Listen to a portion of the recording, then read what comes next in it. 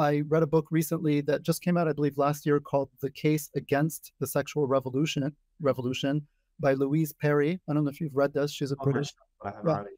So she actually, and she's not Muslim, obviously. She's not, I don't think she's Christian either. I mean, she seems just to be secular. All of her arguments are purely secular. And she speaks in terms of like, evolution and so on and so forth, just as a kind of like a, earthly phenomena without bringing any sort of divine anything into it. But she says, look, even if you take sort of this purely evolutionary kind of view of it, right? We are the way we are, either because God created us a particular way or evolution created us the way, or God through evolution, however you want to view it, right? But we have come to be the way we are according to that paradigm over however many hundreds of thousands of years, right? And our reproductive capacities have, they exist within a larger environment, in a larger ecosystem, maybe if I could say, right? So it's not just that women had the physical burden of pregnancy, but she points out that because the investment of women is so much greater in the process than it is for men, this has, again, she would say evolution has therefore produced, a very different set of psychological and emotional dispositions in women that go along with that. Okay. So because a woman gets pregnant, carries a baby for 9 months, and then is with the baby for, however long after, I mean, the whole life, but like, the baby is very dependent on her. Women therefore become very selective in their mate selection, right? And so the type of promiscuity that is very common of males the world over, okay, although again, this is I'm like, we're not excusing it, but I'm just saying as a sociological phenomenon, it's true. I mean, first of all, male sex drive and female sex drive are not at all the same, neither quantitatively nor qualitatively. Again, we're talking about averages. I said, ironically, you can read about the experiences of people who attempt to transition to another gender to see exactly that play out. Women who take testosterone, they say, oh my God, like, I can't believe this is what guys go through every day. Like, it just hit them. They said, of course we had a sex drive before, but this is just insane. Once they started taking testosterone, they couldn't believe the changes, right? So anyway, and she points out, and there's plenty of empirical evidence to back this up, and to deny this is just pure ideology. This is pure ideology, right? Oh, this is all just socially constructed, and this is just a patriarchal myth. That's nonsense, right? So again, kind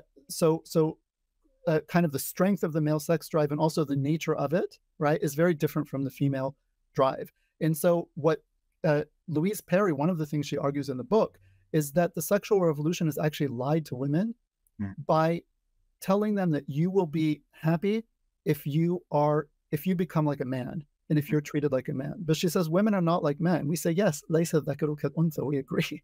The male is not like the female, right?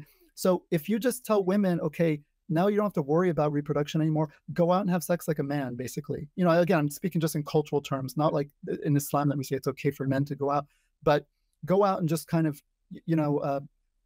like men sow your wild oats or whatever, right? Women are not, maybe some women like to do that, but in general, women are not designed to do that. And they are left feeling very empty and very unsatisfied after these one-night stands, which can also have bad effects on men, but in general, it's much easier for men to kind of separate the sexual act from emotions and commitment and all of that. For women, it's much harder to do that, right? It's a very invasive thing. You're taking someone into your body, right? And it's just a much more emotionally involved thing for a woman. And they end up feeling very hurt and lonely and used and abused when a guy just trots off and it's like, see you later. Thanks for the good time. And I'm gone. And so she points out that women have been told for 50 years now, right? You will be happy if you become like a man. And what kind of feminism is this? Yeah. Like, in the end of the day, the male principle wins because we have to make women into men. No one said the men need to, we need to control the men. This is what's Mary Wollstonecraft, the 18th century. She actually called for that. She's like these early proto-feminist voice. She actually said men need to be taught virtue.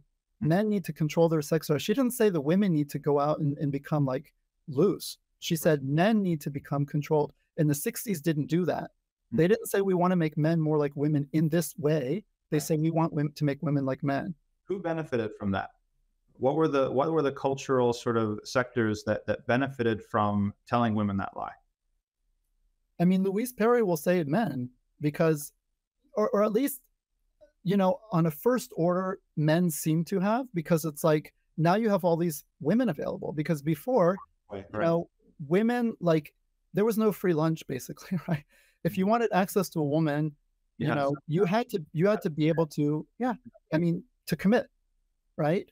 Ring on the finger, no ring, you know, Like to put a ring on it, right? that's right. Put a ring on it, costs money. You're taking responsibility because you get involved in that act. She ends up pregnant. You need to be responsible for that, right? Like, you can't just have that baby. The baby has a right also to be born in a legitimate setting with parents who are responsible, ready to receive it, and not just some woman abandoned on her own with this child, barely able to take care of it. That's a violation of the child's rights. So again, this whole notion that it's just my body and I can just do what I want with my sexuality, this is complete nonsense. Like, this is very, very individualistic. Yes. It only centers, you know, me, myself, and I, which is, again, the modern paradigm is a very much, it's like a nefs-based self-actualization paradigm. And it doesn't look at societal, you know, consequences of things. And it also doesn't look at, you know, the rights of the child that you are risking bringing into the world in circumstances that are not appropriate for its reception. You are doing vuln against that child before it's even born, right? Like, the child has the right to be born legitimately. And Islam is very, very keen on that. And the Sharia takes goes to great lengths to ensure that children are born in legitimate circumstances because it is their right. Do you see? And we don't think of that as a society.